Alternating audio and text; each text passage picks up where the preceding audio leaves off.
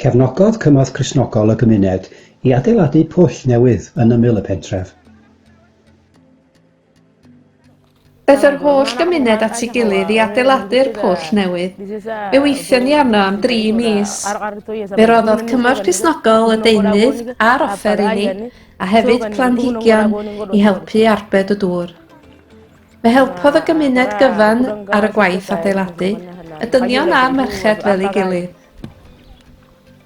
Mae'r pwll newydd wedi trawsnewid bywyd y gymuned.